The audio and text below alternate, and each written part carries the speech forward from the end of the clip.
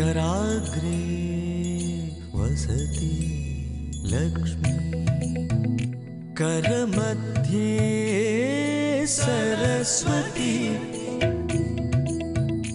करमूले सदा गौरी प्रभारे करदर्शनम् रवये नमः भानवे नमः रवये नमः भानवे नमः समुद्रवसने देवी पर्वतस्तनमण्डिते विष्णुपत्नी नमस्तुभ्यं पादस्पर्शं क्षमस्व मे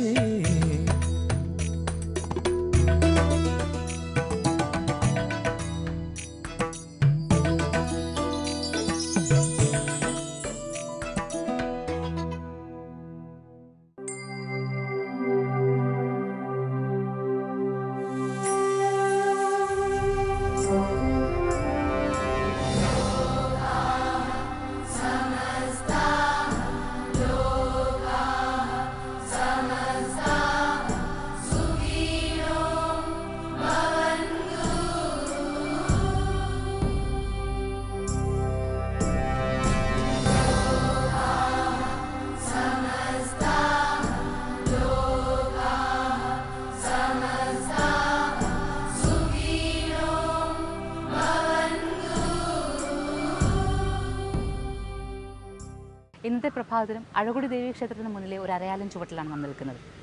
അഴകൊടി ദേവീക്ഷേത്രവുമായി ബന്ധപ്പെട്ട് നിൽക്കുന്ന മറ്റു ചില കാവുകൾ കാണുവാനുണ്ട്.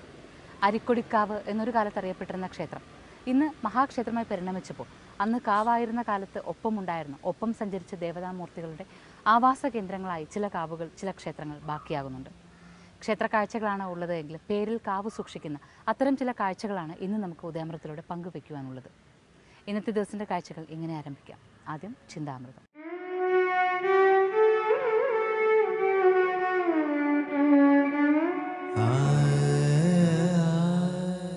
അറിവമ്മ അലിവമ്മ അമൃതമ്മ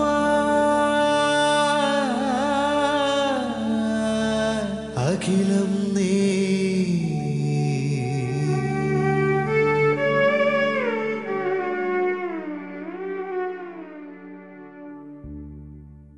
കൊട്ടാരത്തിലെ കലവറക്കാരനെ പാട്ടിലാക്കിയ ഒരു മത്തങ്ങ കിട്ടിയെന്ന് വരും.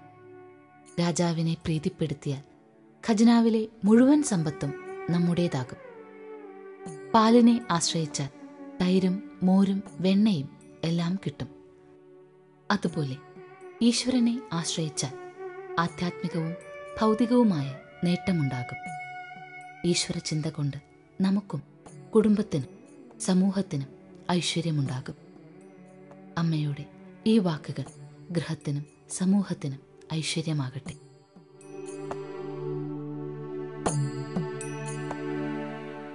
ഈ വെള്ളിയാഴ്ച നാളിനെ മഹനീയമാക്കുവാൻ ആദ്യം നാം ചെല്ലുന്നത് കിഴക്കേക്കാവിലാണ്.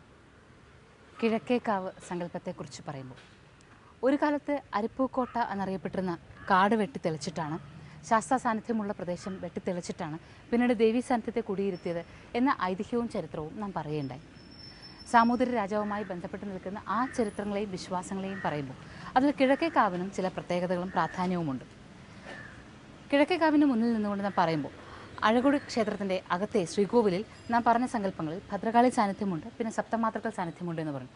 പിന്നെ നാം പറയുണ്ടായി അവിടെ ഭുവനേശ്വരി സാന്നിധ്യത്തിന് പീഠപ്രതിഷ്ഠ മാത്രമേ ഉള്ളൂ എന്ന്, വിഗ്രഹം ഇല്ല എന്ന്, വിഗ്രഹം അവിടെ ഉണ്ടായിരുന്നില്ല എന്ന്.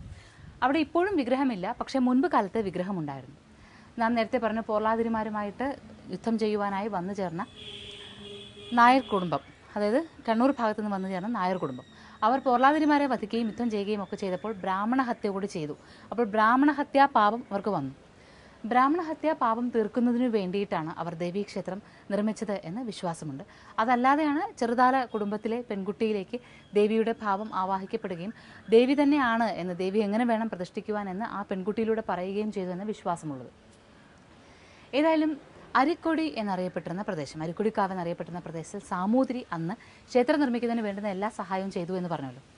അവിടെ ഭദ്രകാളി പ്രതിഷ്ഠ നടത്തുന്ന, വാൽക്കണ്ണാടി ബിംബ പ്രതിഷ്ഠ നടത്തുന്ന സമയത്ത് സാമൂതിരി തൻ്റെ കൈവശം ഉണ്ടായിരുന്ന ഒരു വിഗ്രഹം, അത് ഭുവനേശ്വരിയുടെ വിഗ്രഹമായിരുന്നു. അദ്ദേഹത്തിന് അത് ലഭിച്ചത് എവിടെ നിന്നാണെന്നോ, ഗുജറാത്തിൽ നിന്ന് വന്ന വ്യാപാരികൾ അത് അദ്ദേഹത്തിന് സമ്മാനമായി നൽകുകയായിരുന്നു. ഗുജറാത്തിൽ നിന്നുള്ള വ്യാപാരികൾ സമ്മാനമായി നൽകിയ വിഗ്രഹം വളരെ സാധാരണമായൊരു വിഗ്രഹമായിരുന്നില്ല. ദ്വാരകയിൽ ശ്രീകൃഷ്ണ രാജധാനിയിൽ ശ്രീകൃഷ്ണന്റെ പ്രജകൾ ആരാധിച്ചിരുന്ന ഭുവനേശ്വരിയുടെ വിഗ്രഹമായിരുന്നു. വൃന്ദാവനത്തിൽ കാർത്യായനി പൂജ ഉണ്ടായിരുന്നതുപോലെ തന്നെ ദ്വാരകയിൽ ഭുവനേശ്വരി പൂജയ്ക്കും പ്രാധാന്യമുണ്ടായിരുന്നു. അന്ന് യാദവർ പൂജിച്ചിരുന്ന ഭുവനേശ്വരി വിഗ്രഹം അത് അവിടെ നിന്ന് ഗുജറാത്തിലെ വ്യാപാരികൾ സാമൂതിരിക്ക് സമ്മാനമായി കൊടുത്തിരുന്നു.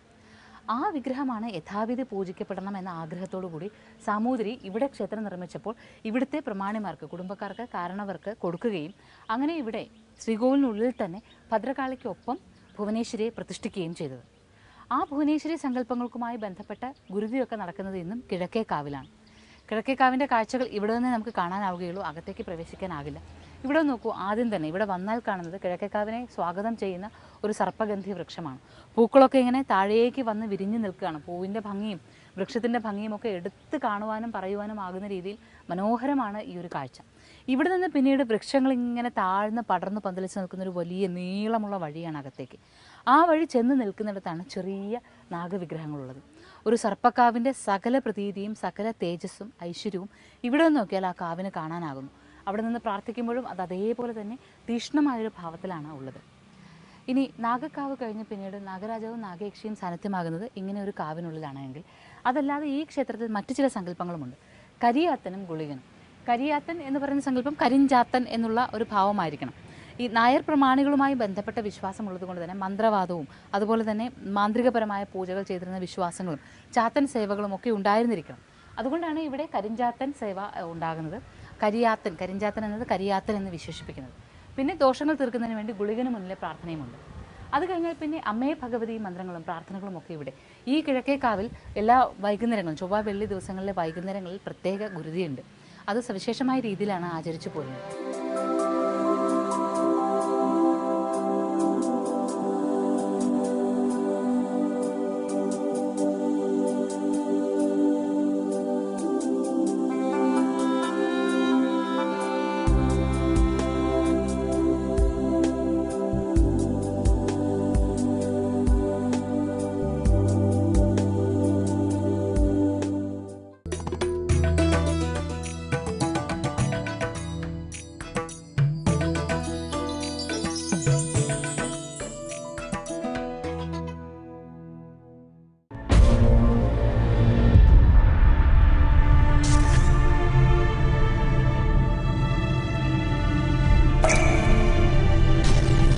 ഈ ചിത്രാലയത്തിൽ തന്നെ കുറെ ദുർമരണങ്ങൾ നടന്നിട്ടുണ്ട്.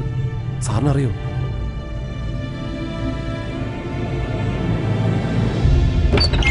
ആർക്കും വേണ്ടാത്ത ചിത്രങ്ങൾ ഡംപ് ചെയ്തിരിക്കുന്ന ഒരു കെട്ടിടത്തിന്റെ കാവൽക്കാരനെ കൊല ചെയ്യേണ്ട ഒരു കാര്യവും. സാർ ഇതൊക്കെ വെറും വേസ്റ്റാ, ഇതിന് ചിത്രമൊന്നുമില്ല.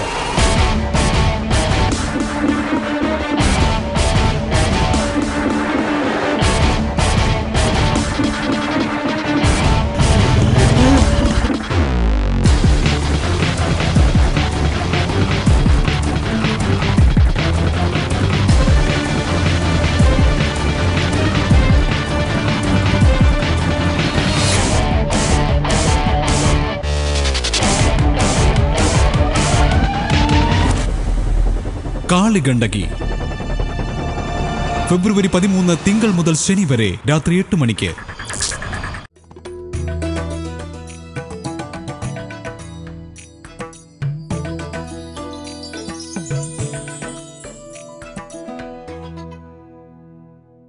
കിഴക്കൻകാവ് ഭഗവതി പടിഞ്ഞാട്ട് ദർശനമായിട്ടാണ് ഇരിക്കുന്നത്. അഴകുടി ഭഗവതി ആകട്ടെ കിഴക്കോട്ട് ദർശനമായി. ഭഗവതി ഇവിടെ നിന്ന് അമ്മയെ നോക്കി പരസ്പരം മുഖത്തോട് മുഖം നോക്കിയിരിക്കുന്നു എന്നാണ് സങ്കല്പം. യഥാർത്ഥത്തിൽ അഴകുടി ദേവീക്ഷേത്രത്തിൻ്റെ കാഴ്ചകൾ, ദർശനത്തിൻ്റെ പുണ്യം പൂർത്തിയാകണമെങ്കിൽ അവിടെയെല്ലാം തൊഴുത് പ്രാർത്ഥിച്ച് ഇവിടെ കിഴക്കേക്കാവിൽ കൂടി വന്ന് അമ്മയെ കണ്ട് തൊഴുത് പ്രാർത്ഥിച്ചാലേ ആ ദർശനം പൂർത്തിയാകുന്നുള്ളൂ എന്നാണ്. അമ്മ പടിഞ്ഞാട്ട് ദർശനമായിരിക്കുന്നതിന് മറ്റൊരു സങ്കല്പം കൂടിയുണ്ട്. അഴകൊടി ക്ഷേത്രത്തിൻ്റെ പുറകിൽ താഴെയായി മറ്റൊരു കാവുണ്ടത്രേ. ആ കാവിലെ ദേവിയെ നോക്കിയിരിക്കുകയാണ്, ആ കാവിലെ ദേവിയും മുഖത്തോട് മുഖം നോക്കിയിരിക്കുകയാണെന്നൊരു വിശ്വാസമുണ്ട്. ഏതായാലും ഇനി നമുക്ക് ആ കാവിൻ്റെ കാഴ്ചകൾ കൂടി, അതായത് അഴകൊടി ക്ഷേത്രത്തിൻ്റെ പുറകിലായി താഴെയായുള്ള ആ കാവിൻ്റെ കാഴ്ചകൾ ഒന്ന് കാണാം.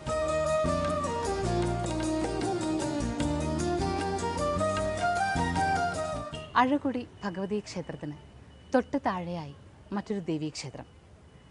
ക്ഷേത്രത്തിന് താഴെ എന്ന് തന്നെ പേര് വരത്തക്ക രീതിയിൽ താഴത്ത് കാവ് ഭഗവതി ക്ഷേത്രം എന്നതറിയപ്പെടുന്നു. താഴത്തുംകാവ് ഭഗവതി ക്ഷേത്രത്തിലേക്കാണ് നാം ഇപ്പോൾ പ്രവേശിക്കുന്നത്.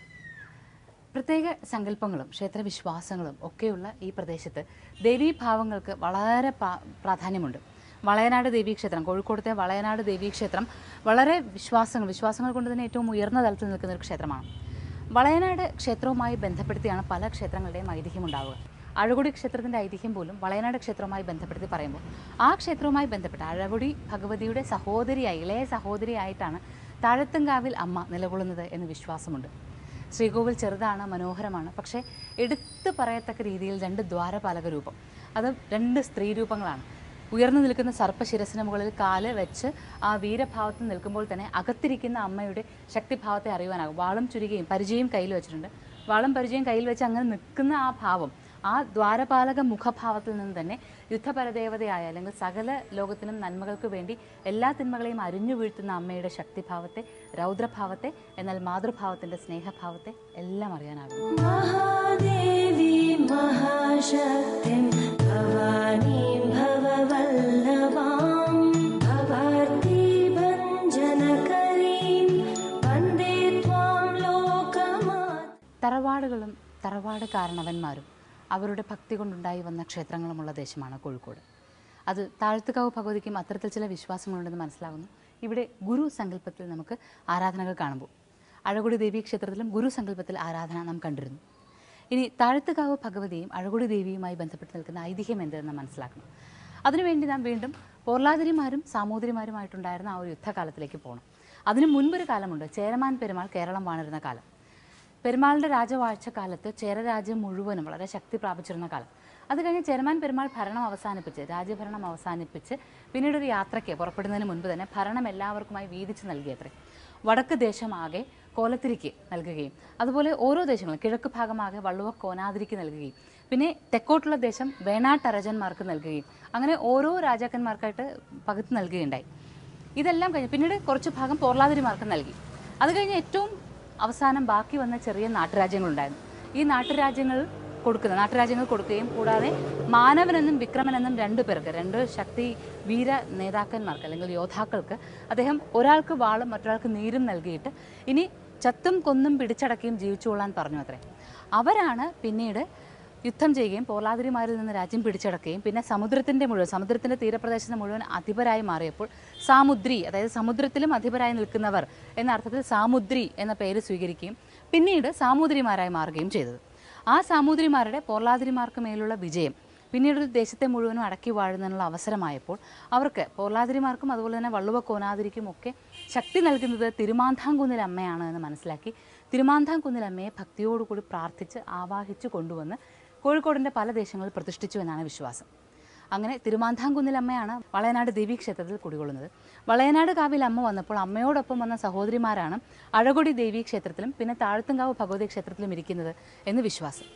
ഇത് ഐതിഹ്യമാണ്. ഈ ഐതിഹ്യത്തെ പറഞ്ഞുകൊണ്ട് ക്ഷേത്ര കാഴ്ചകളിലേക്ക് കടക്കുമ്പോൾ നാം ദേവീ സാന്നിധ്യം കണ്ടു, ഗുരു സാന്നിധ്യം കണ്ടു. പിന്നെ വരുമ്പോൾ ഗുളികനും കൊലവനും തുടങ്ങിയിട്ടുള്ള സങ്കല്പങ്ങൾ, അതായത് വളരെ പഴക്കമുള്ള ചില വിശ്വാസങ്ങളും സമ്പ്രദായങ്ങളും ഇവിടെ ഉണ്ടായിരുന്നു. പ്രത്യേകിച്ച് നായർ തറവാടുകളുമായി ബന്ധപ്പെട്ടുണ്ടായിരുന്ന വിശ്വാസങ്ങളാണ് ഈ കാണുന്നതെന്ന് മനസ്സിലാക്കാനാകും.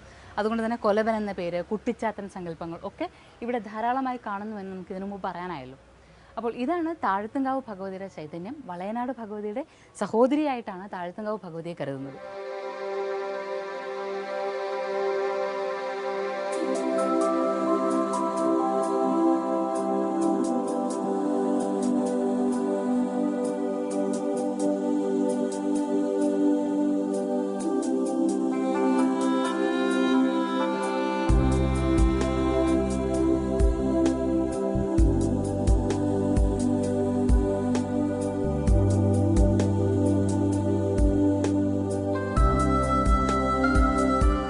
താഴത്തുംകാവിൽ ഭഗവതിയെ കണ്ടു തൊഴുത് വടക്ക് വശത്തു കൂടി പുറത്തേക്ക് ഇറങ്ങുമ്പോൾ നമുക്ക് മറ്റൊരു സാന്നിധ്യത്തെ കാണാം. പക്ഷേ വിഗ്രഹം കാണുന്നതിന് മുൻപ് ആദ്യം നാം കാണുന്നത് വലിപ്പമുള്ളൊരു മാവാണ്. എത്ര നൂറ്റാണ്ടുകൾ പഴക്കമുള്ള മാവാണെന്ന് അറിയാൻ വയ്യ. പക്ഷേ ഒരു വഴി മധ്യത്തിൽ മാവിങ്ങനെ നിറഞ്ഞു നിൽക്കുകയാണ്.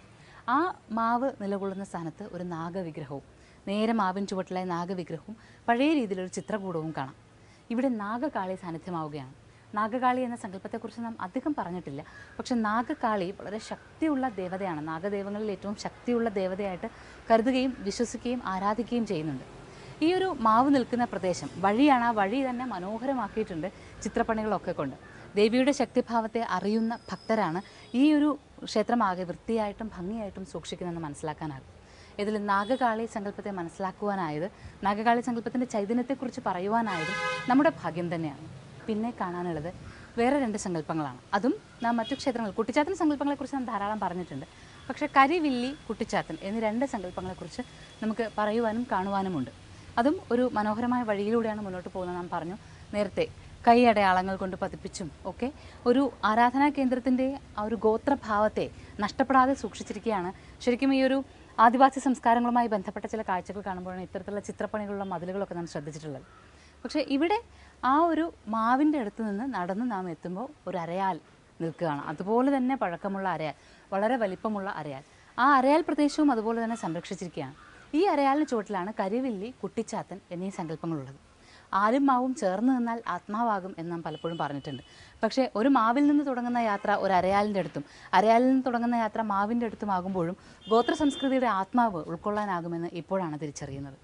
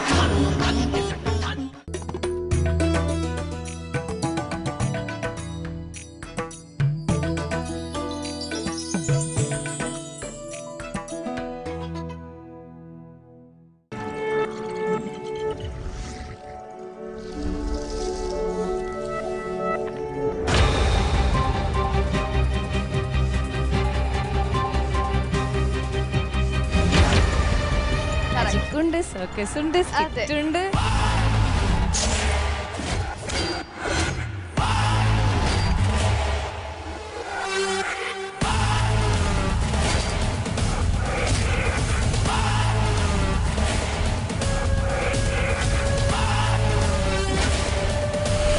ഗ്രാൻഡ് മാജിക്കൽ സർക്കസ് വെള്ളി ശനി ദിവസങ്ങളിൽ രാത്രി 8 മണിക്ക്.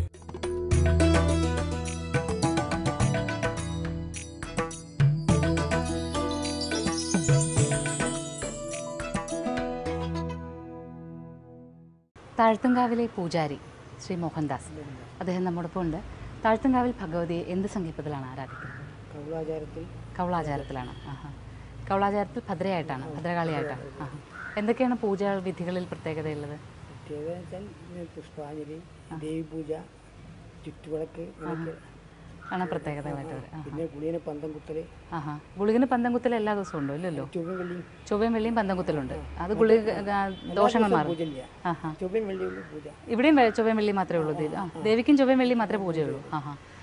ഗുളികന് പന്തം കുത്തൽ എന്ന് പറഞ്ഞാൽ എന്ത് വഴിപാടായിട്ട് നടത്തണം? അതെന്തിനാണ്? അതല്ലേ.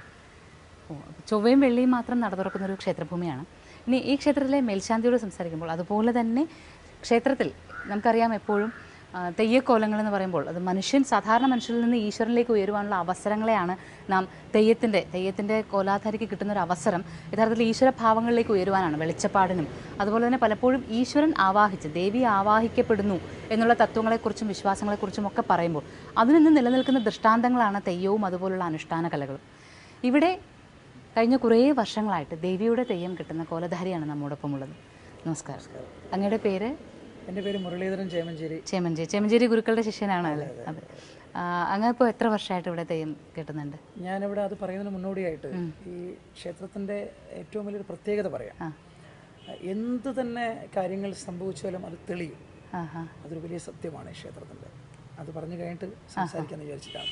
ഏതൊരു കാര്യങ്ങളും നമ്മളിവിടെ വന്ന് നേർച്ച പറഞ്ഞു കഴിഞ്ഞാൽ അത് പെട്ടെന്ന് തന്നെ കാര്യസാധ്യ പ്രാപ്തിയിലേക്ക് വരുന്നൊരു ക്ഷേത്രമാണ്. ഈ ക്ഷേത്രമായിട്ടുള്ള ബന്ധം എന്ന് പറയുമ്പം ഇത് വളരെ ഒരു പിന്നെ ഇടിഞ്ഞു പൊളിഞ്ഞൊരു ക്ഷേത്രമായിരുന്നു, വെള്ളമൊക്കെ നിറഞ്ഞ്.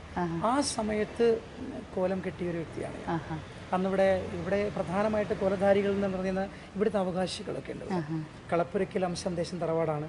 അവിടെ സോമദാസ്, ഭാസ്കർദാസ്, അവരുടെ മകനായിരിക്കുന്ന സോമയുടെ മകനായിരിക്കുന്ന മഹേഷാണ് ഇവിടുത്തെ പ്രധാന അവകാശി. അദ്ദേഹമാണ് ഇവിടുത്തെ അവകാശി. അദ്ദേഹം ക്ഷണിച്ചിട്ടാണ് ഞങ്ങൾ ഇവിടെ വരാറുള്ളത്.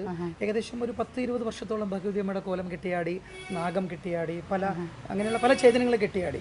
ഇതൊക്കെ ഉണ്ടായ ഒരു അനുഗ്രഹം എന്താ വെച്ചാൽ ഇപ്പോൾ ഈ ഇന്റർവ്യൂവിൽ പങ്കെടുക്കുമ്പോഴും വളരെ യാദൃച്ഛികമായിട്ടാണ് ഞാനിവിടെ എത്തിയത്. ഈ അമ്മയുടെ ഏറ്റവും വലിയൊരു അനുഗ്രഹമാണത്. ഇവിടുത്തെ ഒരു ദേവതാ സങ്കല്പം വളരെ ശക്തിയാണ്, ശരിക്കും അത് അനുഭവപ്പെടും.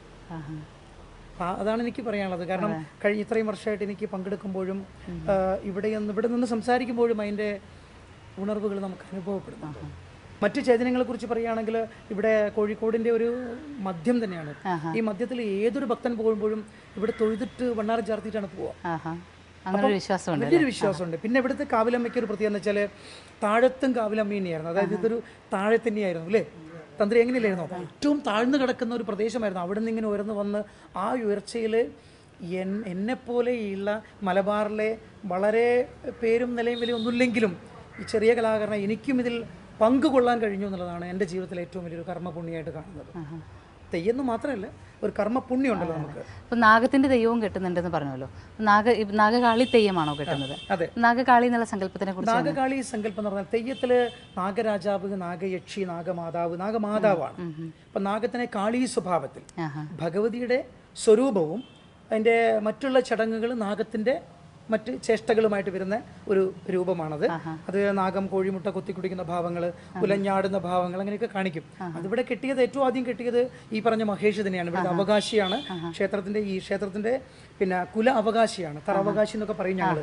അവകാശിനാണ് കെട്ടിയാറുള്ളത്. അദ്ദേഹം തന്നെയാണ് മനോഹരമായിട്ട് അദ്ദേഹം കെട്ടിയാടി. അതിനുശേഷം പല കലാകാരന്മാർ കെട്ടിക്കൊണ്ടിരിക്കുന്നു, ഞാനും കെട്ടിയിട്ടുണ്ട്.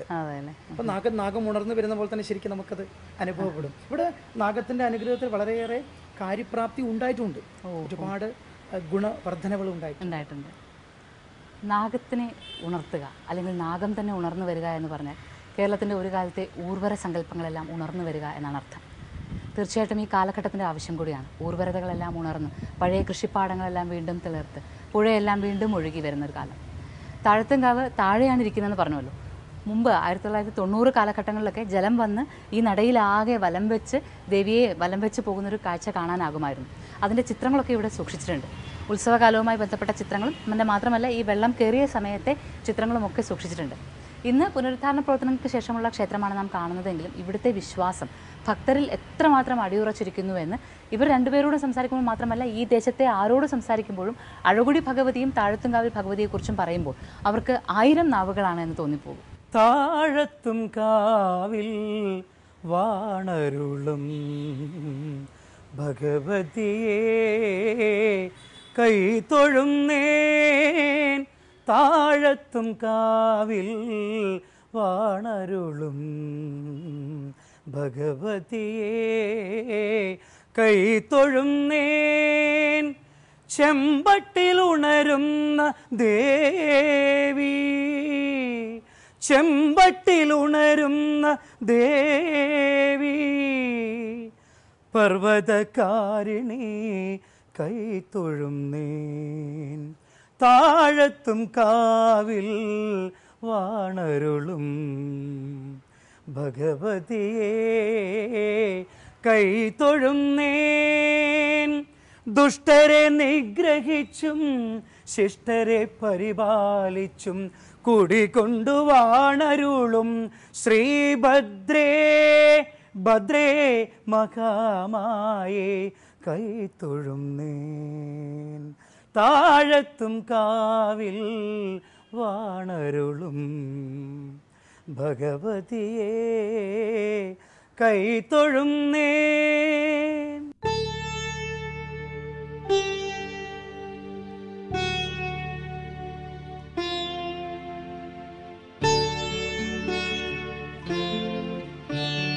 नमो देव्यै महादेव्यै शिवाय सततं नमः नमः प्रकृतये